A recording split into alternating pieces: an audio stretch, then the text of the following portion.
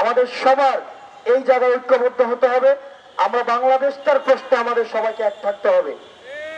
কাউকে দোষারোপ করে পিছনের আলাপ সামনে নিয়ে আসা, আমরা এই যে মুক্তিযুদ্ধের পক্ষের শক্তি, মুক্তিযুদ্ধের বিরুদ্ধের শক্তি, স্বাধীনতার পক্ষের শক্তি, স্বাধীনতার বিরুদ্ধের শক্তি, সেকুলার, ইসলামপন্থী, বামপন্থী, জামাতপন্থী, এই আলাপগুলা আপনারা যত ফর্মেই করেন না কেন, আপনারা এই প্রজন্মকে আর খাওয়াইতে পারবেন না।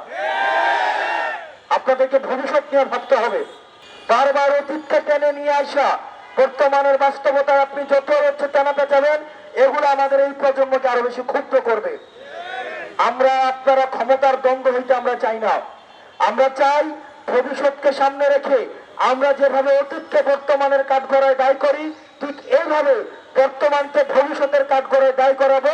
যদি আমরা বর্তমানের যারা আছি, আমরা যদি আমাদের দায়িত্ব পালন করতে ব্যর্থ হই।